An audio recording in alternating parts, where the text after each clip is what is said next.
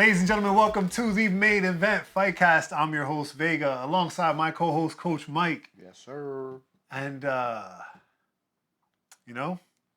even as a Marab fan, I have to admit, we've entered some dark times in the UFC. No. We've entered some... Are we doing that, man? Marab is champion. Bilal is champion. How long? I almost said Islam, but that wouldn't be true. Islam is the most exciting of the bunch. No, yeah, but I always end up back here. How Islam has evolved.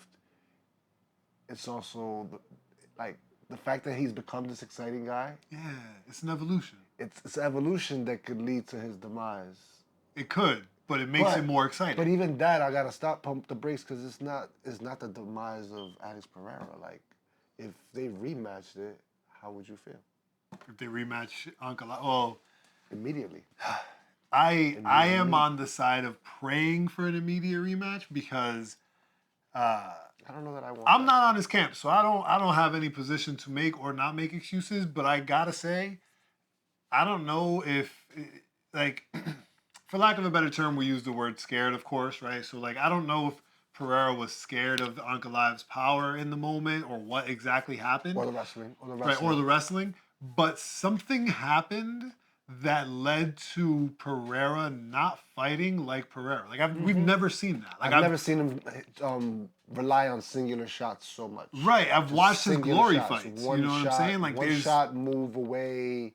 And all of the backpedaling. There was just... it was weird. The guy standing right in front of him and he's not attacking. Yeah, and maybe it wasn't a fear of the power. Maybe it was a fear of the takedowns, which he ended up stuffing 11 of. Or maybe he went in there thinking of the takedown, got hit, and was like, oh, maybe I need to worry about this too. Right, and then now you're overthinking. Whatever it was, Pereira was definitely frozen. And he hasn't made the excuse of being sick with what everybody else caught, which would have been going perfect around in the for PI, and he's known to be all up in the PI everywhere, so yeah. But this time he wasn't. That's the other piece of it too. You gotta think about, that's one of the big things everybody was critiquing him about, saying that he wasn't training, he wasn't getting ready, blah, blah, blah. And I think... He was traveling a lot. He was in everything. He was in Drake shows. I think he was traveling a lot, but I think that was happening because of the type of training he was doing, right? So I've never been a full-on wrestler. I've only done a bit of grappling, so that disclosure up front. But for me... And again, full disclosure, maybe it was because I was doing way more striking than I was grappling. But I always felt like the after-toll from striking versus grappling made it harder to do things outside after training really rigorous striking versus rigorous grappling.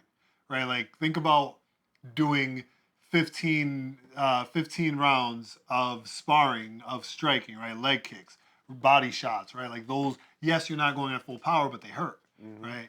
Versus 15 minutes of grappling. The most painful thing that's going to happen in grappling exchanges is accidental head clashes, and all of the rubbing, your skin to skin rubbing feels very rashy, But when you wake up the next day, you're going to feel like you went to the gym. It's kind of a little bit of muscle sore, you lifted some weight, you know what I mean? Striking, however, bro, you could come out of there and walk around with a busted lip. You know what I'm saying? And that alone could change how your day goes. You don't really want to be outside. You don't really want to be outside with a busted lip. That's all speculations.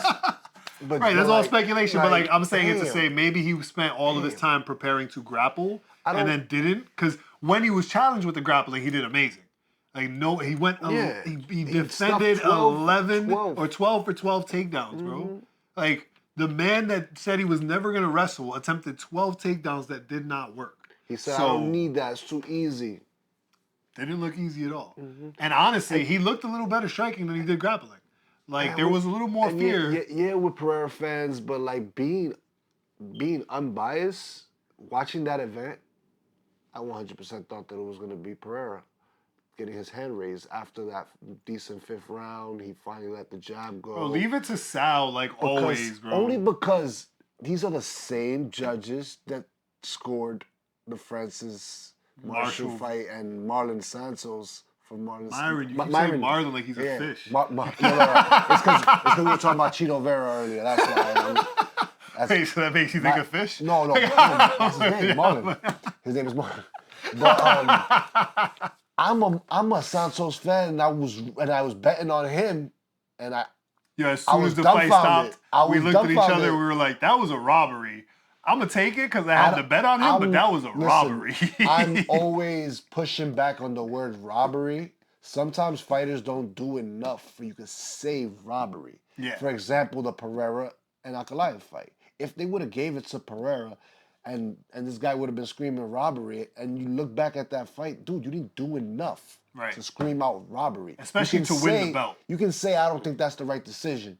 But robbery is a stretch. Yeah. Now, one judge scored every round for Francis Marshall, and the other guys, I don't know what the hell they did. Bro. Because I'll be honest, Myron did not win a single round. Not a round. Not one round, bro. These are people rooting for you and putting money on your side. And we're like, he didn't win a single round. Yeah.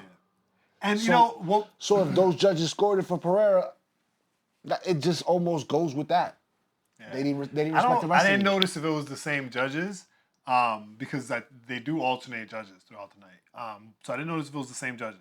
But I did notice. Okay. I did notice that it was the same judge who always has the weird card whenever there's a weird decision, right? And now, in this case, like you said, it wasn't a robbery. You could have scored the fight either way. Yeah. I personally, maybe I'm more old school. Maybe you could blame the bias for Pereira. Blame whatever you want, but for me, you have to beat the champion. Yeah, everybody's repeating the same. Right, I said the same thing when Leon beat Usman the second time, right? Like, Usman did great, but you have to beat the champion. And unfortunately, you didn't beat the champion. I didn't feel like Dominic Reyes beat John Jones. Right. Like there's just Did he do enough? Did he do enough that he possibly could have got his hand raised? Absolutely. He did better than maybe everybody. But for those moments, I got my fingers crossed. You know what I'm saying? I'm like, yo, let's see if they saw it for us. You don't leave it to the judges. I don't know who it went to. It was close enough, but and this kind of continues to bring up the same point that I think is going to keep being addressed for a really long time, because no matter how much I've thought about it, and again, I'm not an expert at this. I just love it. I did it. But no matter how much I've thought about it, there really isn't a solution to giving value to takedown defense. There needs to be one, though. But there isn't one, bro. Because this wasn't. Actually, this one is a good example. But the biggest example was that last Jose Aldo fight. Yes, the last Jose Aldo fight was a crazy bad example. Example. You cannot credit holding somebody against the cage, failing to take them down over actual strikes. Right. You cannot. Now, not make any sense. The Pereira fight, we don't have as much striking to go off of, so it's still questionable. But it still always brings up the question, and it came up a little bit heavier for me today because I was scrolling through whatever the hell social media we was on, and somebody was talking about it, and somebody was like, yo, what do you want? This sounds silly. We're going to start giving points for dodging punches too? I was like, damn, that's actually a really valid point. It is a dodging good point, but punching and wrestling is very different. It's completely different. Because I think that you do give value to accuracy in strikes.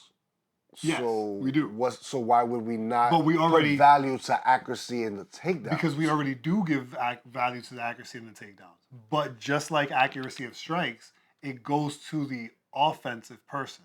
Yeah. Right? When you talk about somebody's accuracy, you're talking about how good they are landing. We're never talking about how good they are at dodging with a stat. Ultimately, it comes down to you should have been able to get them off you, the wrestling part. But what does it mean to get them off you? Yeah, because if your goal was to take me down to the ground for whatever your next step would be, right? And I stopped that from happening, and now because I stopped that from happening, we're at an impasse, and we're at an impasse because there's a wall behind me, right? If there was no wall, we would just be stuck here. Would you be pushing forward still if there was no wall behind me? God bless you, right? If the wall wasn't behind me holding me up, are you gonna let go? Because what are you gonna? You're just gonna keep pushing forward? What are we playing football now? You know what I mean? So that's where that kind of comes into play, and that's what makes it really difficult to solve the problem, because that's where you start to say, all right, so how do we measure when you defended a takedown to give you whatever we assess the value of, right? Like, is a takedown blocked when the person goes for the double leg and misses but ends up with a single leg? Is that the start of a new takedown when they end up in a single leg and they already failed one? Yeah. Or is this still the same takedown? Yeah, I've always found it gets crazy, bro. I've always found that crazy. I always just go with the stat that they're saying. Like, whatever they say. Because whatever you tell me, bro. Because truthfully, when you think about it, you look at it, you watch the fight, you're like, he might have shot for a little bit more than that. They gave Pereira a takedown attempt. I know. I scored. I don't remember it, but I do remember him going for trips. It was the trip. They gave it to him for the trip.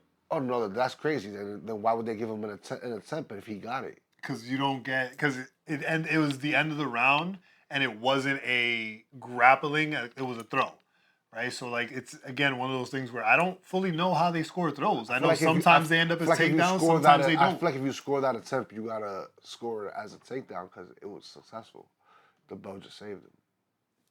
Yeah, I don't know 100% how they score those. Wrestling has always been weird to score, and wrestling rules I've never fully understood. I've never been wrestling teams to even know those rules or whatever. Mm-hmm. It's strange. All I know is that it's DC is always complaining about MMA takedowns too, like with the way they score things. Yeah, and that's part of it. It's like we have a really complicated scoring system for this sport of wrestling already, and we're trying to find a way to simplify it enough to integrate it into this sport that takes rules from other things and simplifies them to integrate. Right? With striking, it's always going to be easy because striking is always striking. Yeah, no groin shots. No, but even that, but even that gets. I get cynical bro. with that too because Justin Gaethje dropped Max.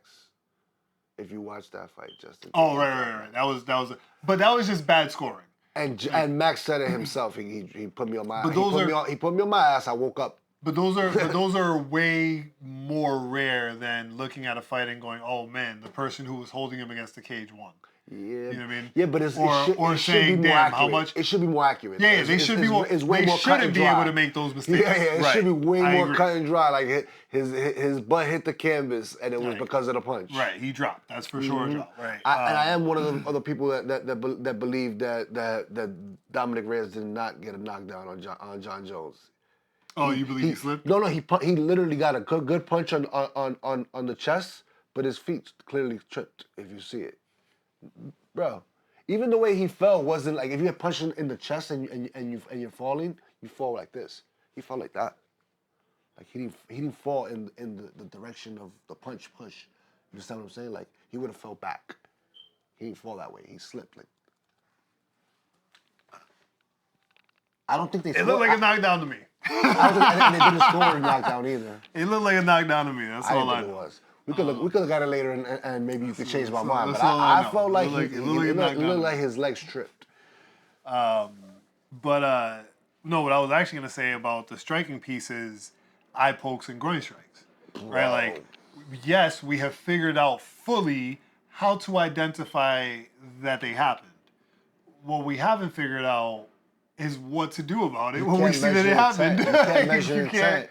You can't measure intent. You can't measure impact. But you can't really measure anything but the fact that it happened. I think the only way that it could change the culture around it, because that's the only way to move any needle is to change the entire culture. And it's when they're blocking and they have their hands out like this, you hear the refs often tell them, "Hey, close your fist." Close your fist, and they don't move an inch. Well, if one ref, Herdine, whoever, just goes 1 point deducted, he didn't obey my command. So that's the Jason Herzog conversation, right? Because they don't say close your fist. They say watch your fingers. And the reason that I'm being very specific about that because they say watch your fingers because you are allowed to have your hands open for grappling. Mm-hmm. Right, like you have to imagine every time you grapple, you have to make the new step of opening your hands again. Like that's a bit of a nuisance, especially when you consider how many times they have to do it throughout a fight. So having your hands, but on the complete other side of that spectrum, you have a Jason Herzog situation where dude just committed 2 egregious eye pokes, and as soon as you started to fight back up, his hands were open. Yeah, at that point, you lost your right and your privilege. You lost your privilege. It's not even called a right. You lost your privilege to have your hands open in case you decide to grapple, right? Also, if we know you're not a grappler, why do you have your hands open? Like, are you actually trying to catch punches? Because we all know that's a bad idea. So what are you doing this for, right? So yeah, you got to be extra careful, and I think that's where leaving it to the ref is really the best that we can come up with for any of the things we're talking about. Because you really can't even except for the measure takedown thing, because you can't leave it to the ref because they don't like score. even in any sport, like a fighter or a player will have a reputation, bro. When Draymond Green gets crazy, technical foul. But it's the same guy that done choke people, that punched his teammates, elbow somebody. But you hear fighters talk about other fighters, and you don't feel like it translates. Have you ever felt like refs are hard on John Jones? Fighters have said that he's dirty. I've seen one that's like pretty outrageous. The way he holds his hand out like that, and often ends up eye poking them. Yep. But what he's doing is measuring you up for the distance. Elbow or whatever. And you see the fighters getting mad. I remember a footage, a little bit of him doing it in DC, and DC going like that, and like bro, he's measuring and seeing what you're doing every time. If I go like this to you, you go like that every time. I got you measured, and that was their whole thing. He's like, oh, you got that thing that you do. He's like, no, I fixed that. You're not gonna kick me in the head, John. You're not gonna kick me in the head. Oh man, he kicked him in the head. He kicked him in the head. But you're basically manipulating where they can go. If I hold you this way, push you, I know you're gonna go that way. But that's not illegal in any way. No, it's not. But it led to a lot of eye pokes and people calling him dirty. And that's most notably, I think it was Rampage. Rampage was like, I hate him. He's dirty. This and that. He respects him as a fighter and all that, whatever. But like, he often calls him dirty. Yeah. But you don't ever see refs like treat him different, or Michael Chandler more notably lately with Dustin Poirier. Yep. Bro, dude is always being put his finger in his mouth. Yep. Like, what are you doing? Or an even more recent egregious ass person was Chris Weidman. Like, bro, your last fight you won by eye poke. It's hard. See, that's the thing, is the intent. If he has a technique like John Jones that you know is like, bro, that's gonna lead to eye pokes, then you can say that. It's hard to measure that intent. No, it's not, because you know three straight times in a row. No, because if you're practicing this, if this is the technique you're practicing, right? Mm-hmm. Like, it's up to you to perfect it so you don't break the rules. It's not up to me to give you a pass because that's your skill set. No. It's just hard to it's not hard at all. It's not hard at all. The intent there was to hold his head. You are not good enough at that technique to avoid breaking the rules when you do it. So you get punished for breaking the rule. Get good at it. If that's what you want to use, get great at it. Same with the having your hands up. Like, there's tons of fighters that I can think of, like Max Holloway, for example, when he's measuring distance, right? Like, when he measures distance, he uses his fingertips. Like, there's a ton of risk of eye poke by using your fingertips. Mm-hmm. We don't see a ton of eye pokes from Max Holloway. So you can keep doing that because you figured it out, right? But the moment you get an eye poke, you got to be reminded you're not supposed to be doing that shit. Mm-hmm. Like, that's risky. You know, and that's kind of the game that I feel like you play as a fighter. I also think to a certain extent that's why a lot of guys don't kick to the stomach. Right. Probably miss off. Like, kicking to the body in the heat of the moment, your leg might not make it. You might get caught in motion and you come up instead of making it. So, cool, I'm going to hold this back for just a very clear moment where I know I can get it. How many fighters don't really kick often at all? Mm-hmm. They're not very accurate. In general. Even the roundhouse kick, you know what I mean? You throw your roundhouse kick as the person decides to switch stance or steps forward, and now suddenly you're between their legs as opposed to around their hip, and boom. And apparently people don't throw spinning wheel kicks anymore. Yeah, definitely don't throw enough spinning wheel kicks anymore. 4 years without a spinning wheel kick knockout. Woo. And I think he's one of 5 or 6 people to get a win with a spinning wheel kick. Bro. What's crazy is that didn't look like it landed clean on Bob. No, it looked like it landed perfectly. Really? Yeah, it looked like it landed perfect. I mean, His heel hit the side of his head. It hit the temple area, but I don't feel like he hit him flush. Bro, that shit It perfect. almost looked fake. But then it's like, yo, you could have put a dot around his head. Why did his nose start gushing like that? He went that flat into the canvas and must have busted his nose. Did something must like have even if the nose was already a little bit punched before that or whatever, it was splattering. Like he was out cold before he hit the canvas, bro. Damn, Bobby.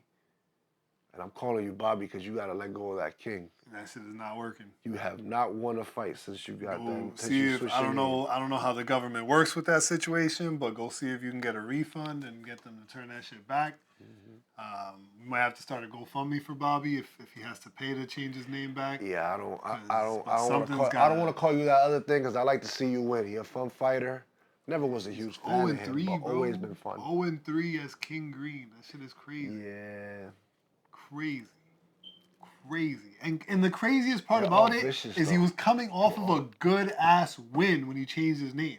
So he came off of a fire-ass win, I forgot against who, to then go in and get knocked out. Get choked out by Patty, knocked out by Jalin, knocked out by Rufy. Wow. What a run. Whoa. What a run. If we're talking about Rufy, what a run. That guy's fun fighter to watch, bro. Fun fighter. You wanna know a little fun fact I learned this weekend about Mauricio Rufy? It's not his name. It's not his name. I know. He's a One Piece guy. He's an anime guy, bro. He's a One Piece guy. So you know. And he does the stance. He does the stance in the cage too. Mm-hmm. I seen the pictures on the internet. I wouldn't know what that is without seeing it on the internet. Bro, I need my cheat code with animes. I love One Piece. I love anime. I've never been able to get into One Piece because by the time I learned about One Piece, there were like 300 episodes in. I'm good, bro.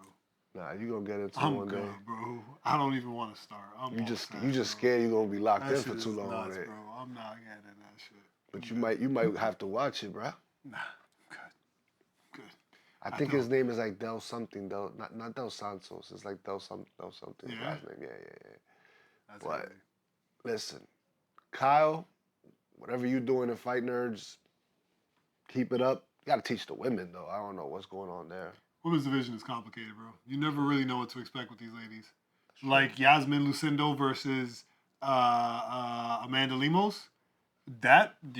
What, bro? What? Yeah. Like, where did and then Amanda came off of a couple bad losses. She definitely did. She needed to win. She needed to win. She showed the hunger. But it doesn't seem like that's actually what happened, bro. It seems like Yasmin Lucindo just kind of decided she didn't want to fight anymore for 2 rounds. Because the 3rd round, she came out hot.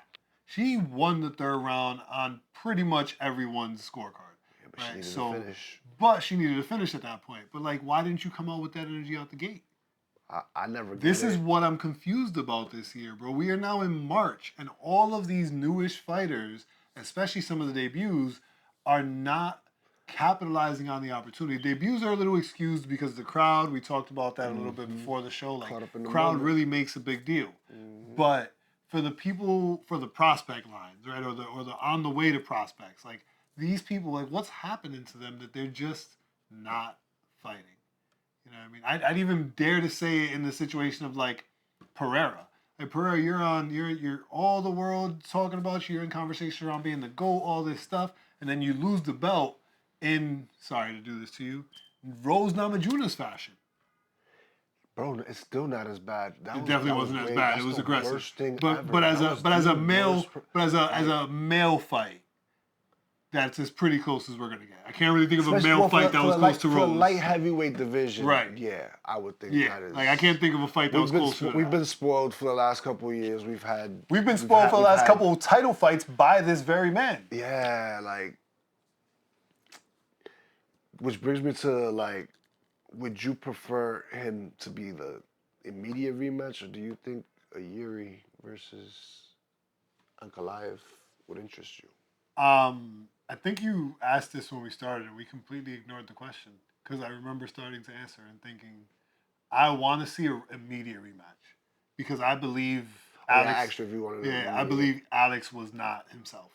I agree, but I also think that Alex should be in a position where he should be, if he doesn't feel like he wants to fight in 3-4 months, he wants to fight a little later, and Ankalaev wants to be active, which is not gonna happen. I think it's gonna be the other way around. I just thought about it. There's no chance. No chance, bro. There's no chance. It's the actual issue is gonna be. There's no chance. Pereira is gonna be doing an immediate rematch, but Ankalaev is now gonna go into Ramadan. Or Pereira is going up to heavyweight because he's going into Ramadan and he's just gonna do that and maybe come back. Yeah, that's the only thing I can think of.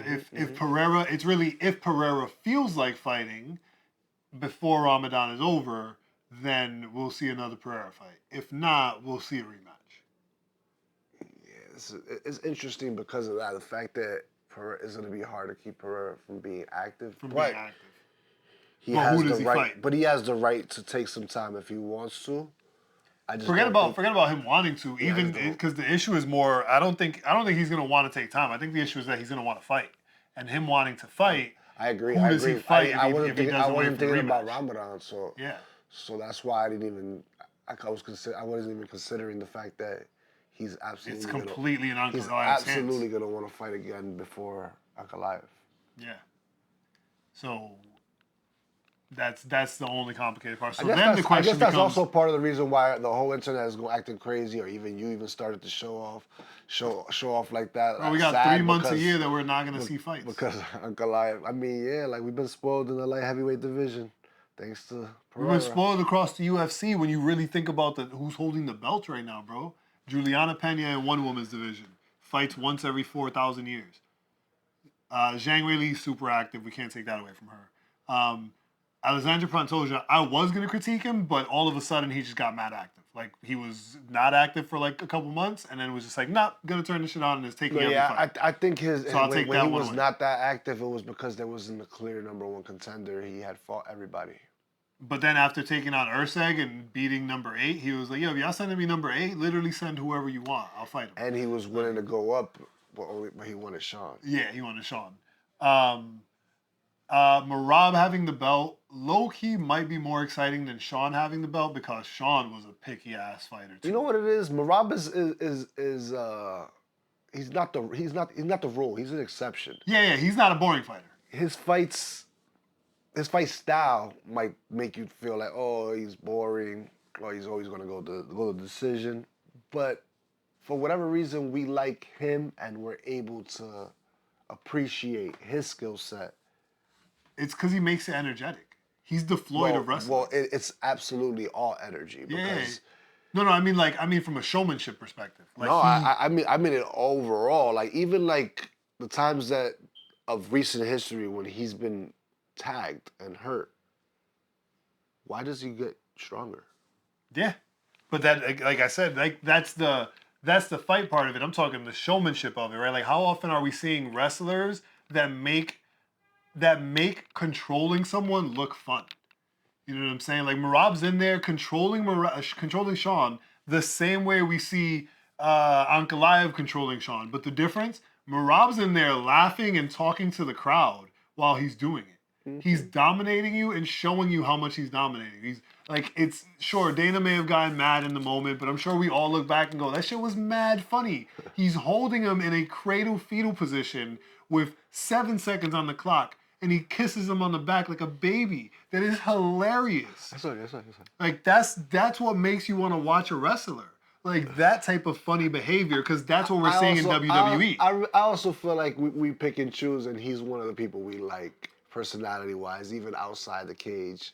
I can tell you, I agree with picking and choosing, but at least I can tell you why. Right? Like there's times where we just biasly pick things that he checks off why. Right. Like Ankalaev, for example. That's why. Biasly, it's like, oh man, he's a boring fighter, bro. Like most of his fight wins are by decision. Yes, he's 18-0, but I've never cared about any fight he's gotten into. This is the most exciting thing he's been. Huh? Paul Craig subbed him. In one, sorry. Paul Craig subbed him. So he beat him for 2.5 rounds and got yoked up. So that is definitely a bias where like I can't really explain to you why I don't like him that much, right? But in being able to explain what makes Merab fun, I can then say, oh, the reasons Ankalaev is not fun is because when he does these things, he still isn't fun to watch. So Like, I also think see it as also he's a big dude. You're supposed to like have these vicious knockouts, this and that, as opposed to Merab, small dude, doesn't really have the power, but he's exciting in other ways. Mm-hmm. Mm-hmm.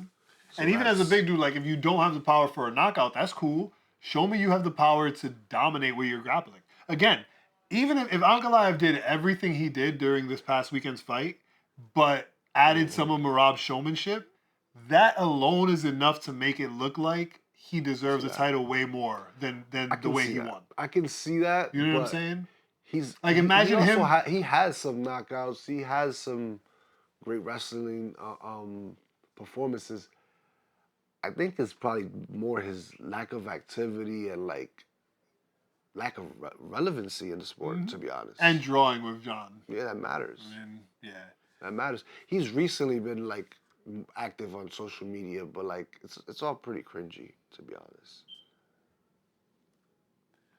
It's because I think he was just using Google Translate to try to come for Alex Pereira. So he was just like typing in whatever Russian joke and then translating it, and it doesn't translate properly to English. Um, you know, I don't. It's coming at this dude too, Khalil. He said I beat your daddy, so you're mad. Let's go Jamal Hill. That's crazy. This guy's insane. Yeah. That is so. Well, what's That's our champion tweeting. Almost as cringe, and I say this because it was cringe to see it happen at all, but it was also a little bit cringe the way that we were presented it because we obviously weren't supposed to see it that way, so it stole a lot of the energy. But hats off to Jalin Turner and his career as he sends off to a retirement following his loss to Ignacio Bahamondes. Jalin Turner has had an amazing career, bro. He is undeniably one of the more exciting fighters that has ever been in the UFC.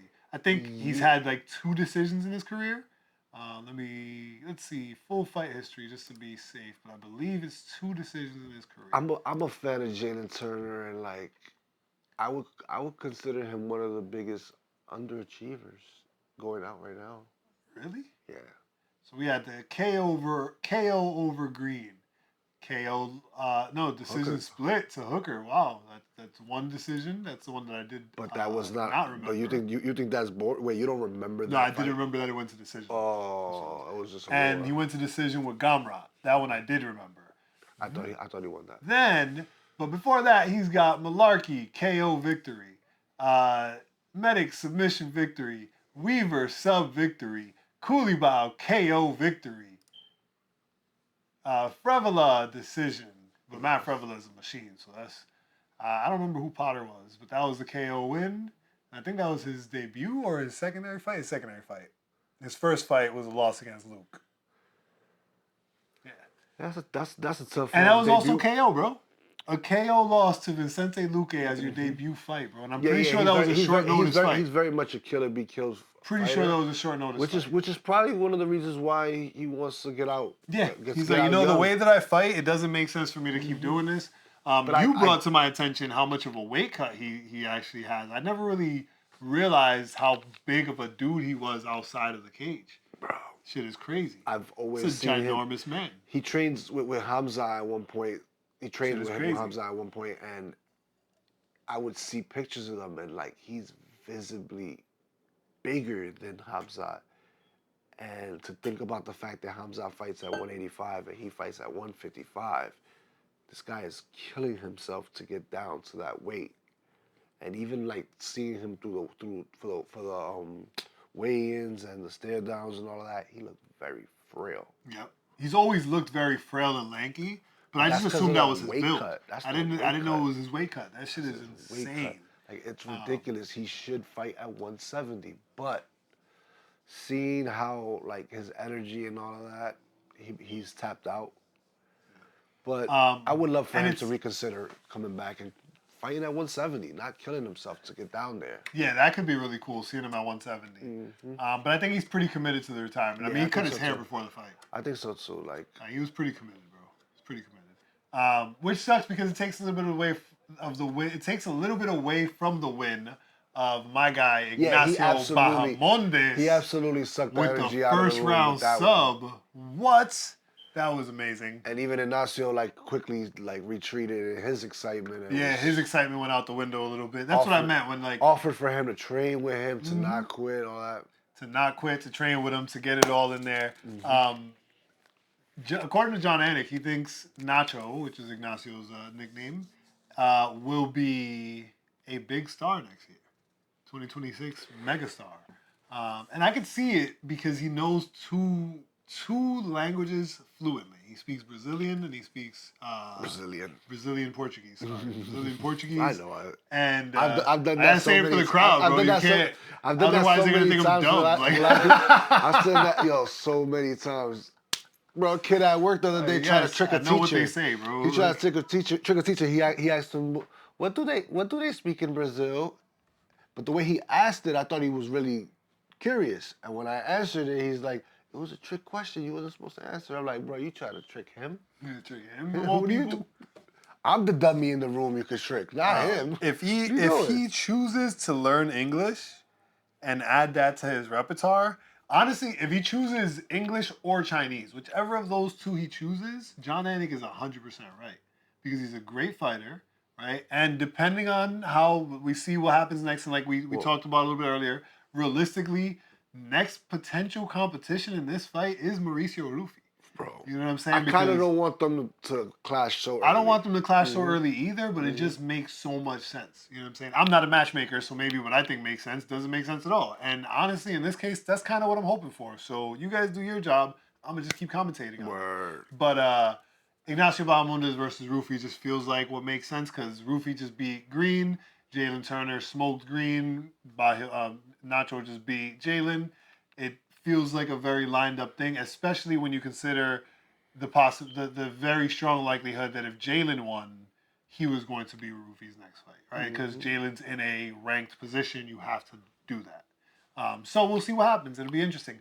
I am on the side of the view though, hopefully they hold this off at least till these guys are top 5. Yeah, exactly. You know? Let them fight for something that means a little bit more when you got two hot prospects. Right. Not, one is part of a whole camp of prospects. And they're not exactly the youngest of prospects, but they're hot prospects. No, Bahamondes I think is 28. Yeah, so is Rufy. So is Rufy. If he's 28, they're both 28. They're both in that area, I think. So I think I consider that more like your prime. Holy smokes. Does he not have it up here? I guess. Oh, here we go. Active. Here we go. Age 27. Yep. 27 for Ignacio Bahamondes. Performance of the night went to Mauricio Rufy. Can you believe that? No, I cannot believe that amazing spinning wheel kick did not earn him $500K. 28. Rufy's 28. Yeah. Yeah, they're in their prime. This is showtime. Speaking of showtime. And also wholesomeness. How about that one?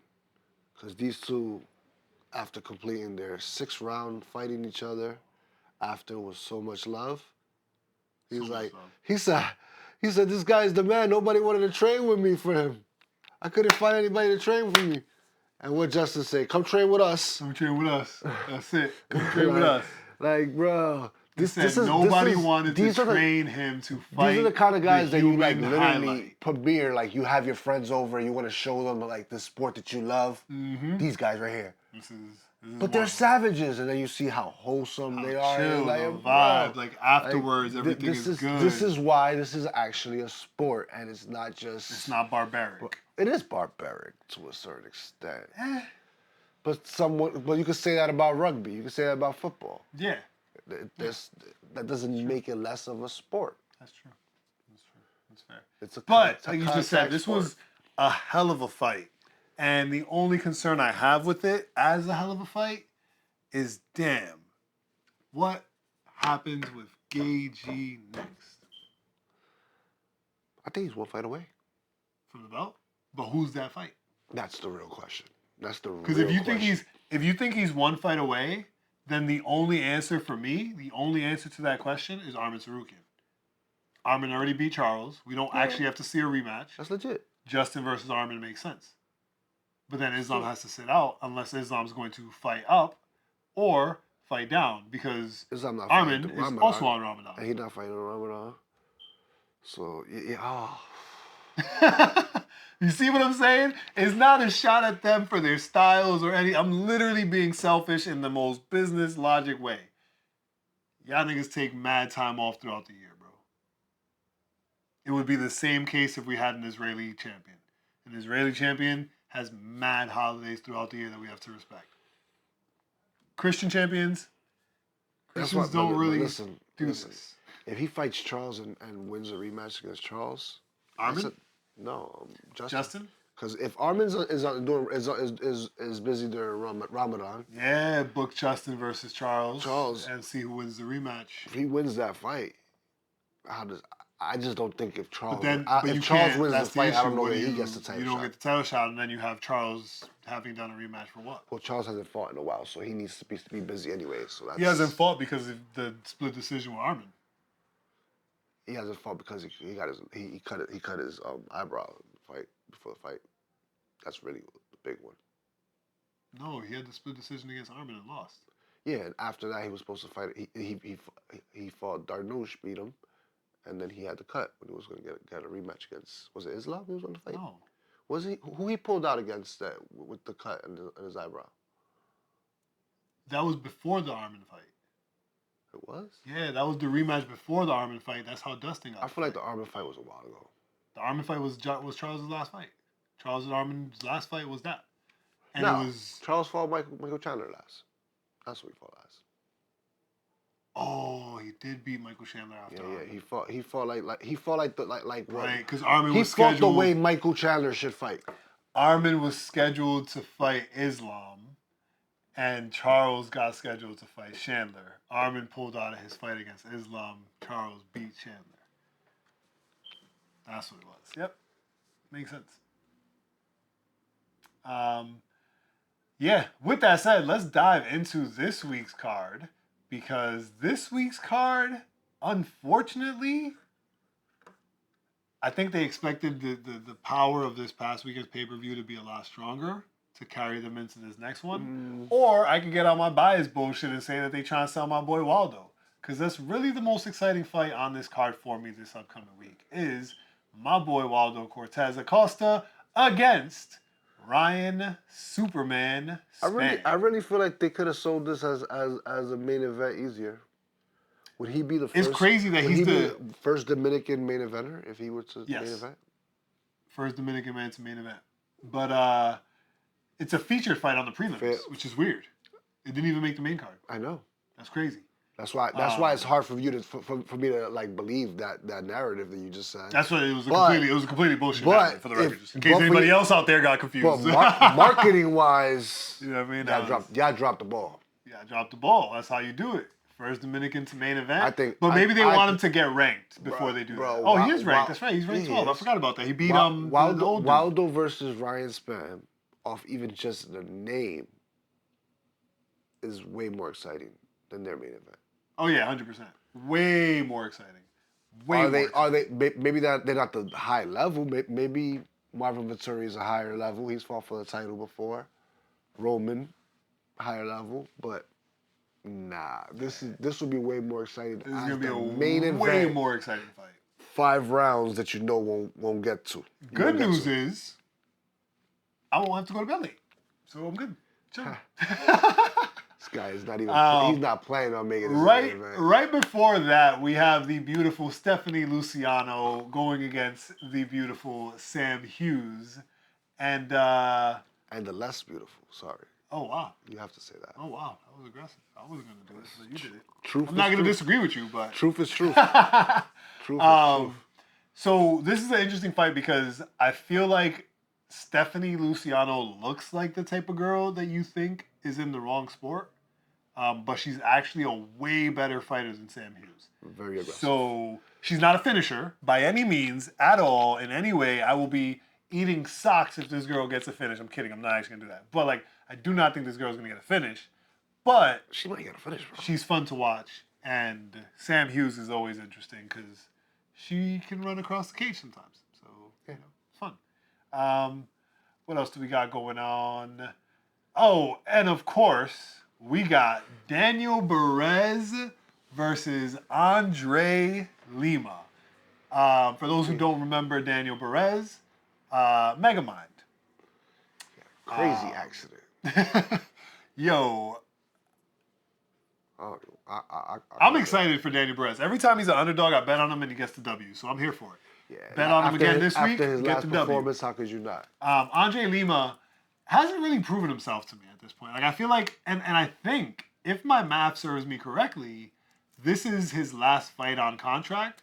So Daniel Barez has a chance to eliminate Andre Lima, which I think he's only lasted this long because he got bit by his first opponent. Yeah, at this point, you're in the last fight of your contract, and the only thing you know for is being bit and grabbing the cage. You was actually about to win a fight, and somebody bit you. Yeah, and then the next fight you got into, you were kind of losing, and every time you got grappled, you grabbed the cage, and you never got a point deducted, and then you won by decision. So that's another thing we got to be critical of refs for, bro. Exactly. That's what I mean. Like, there's so many elements to criticize left in wrestling that it's really hard to deal with, bro. There's all the rules that we don't understand about wrestling start to make sense why they exist. Like, you got to come up with stuff. But I'm hoping Daniel Barez gets this done, as I genuinely believe he will. I just realized Evan Elder's fighting on this card as well. That's cool. Markel Medeiros, I'm guessing a debuting fighter. I don't know him. Evan Elder's pretty fun to watch. He had a little bit more prospectability to him before, but I don't know what's happened to him. Maybe he just kind of didn't have enough showmanship. But you know who is gonna have a ton of showmanship for people this week? Let me tell you guys a story real quick, okay? Before we started rolling, we were watching the homies over at We Want Picks. Angelo gave us a nice shout out for the movie. Very appreciated. But he was breaking down the fight card, right? Because I like to be informed. I like to watch everybody's fight perspectives to get some insight on my own. Maybe see what I'm thinking. Maybe there's a fight to be excited for that I wasn't really aware of. I was already excited about this fight, but what I noticed while we was watching Angelo break it down is that the odds for the fight had already changed significantly, and I know this because I bet on the odds for this exact reason. Yanesi Duden versus Carly Giudice. Carly Giudice should win this fight by every means possible. I don't think so. But Giudice is strong as hell. She's got some power in those hands. I saw the contender win. Now, with that said, that has absolutely nothing to do with why the odds are changing. You men are dirtbags, all of you, and some of the women too. You're all betting on this girl because she has big boobs. You all know it. Is that what's You're happening? all doing it. You're driving the odds so crazy. Like, Angelo films on Sundays. We film on Mondays. You're going to watch this on Tuesday. When we saw Angelo's episode, his odds showed 295. By the time we started filming, her odds showed 230. That's plus, by the way, as an underdog. I feel like by the time you're watching this, you dirtbags would have bet her to plus 100. If she's a favorite. And I'm cool with it because then I'm going to get plus money on both sides because I definitely bet on the girl with the powerhouse of the arm. But what if people just went and watched the Contender series and feel like she's the Duplessis? And I'm going to ask them why they watched that Contender series fight. And not all of the Contender series. Maybe that's why they watched it. But they learned something. Maybe they see that she might be the Duplessis of the women's division, women's flyweight division, because she goes wild. She goes wild, and there's no technique. You don't see no technique, but she wins. She's never been out the first round. I'm very comfortable with my sexuality, but I got to admit, you made a crazy good point, bro. Because Dreykus is also a strangely handsome man. So For him to just show up, be dominating shit, mad out of pocket, people just betting him from being an underdog to a favorite with no logic at all. Yeah, no, that was a great comparison.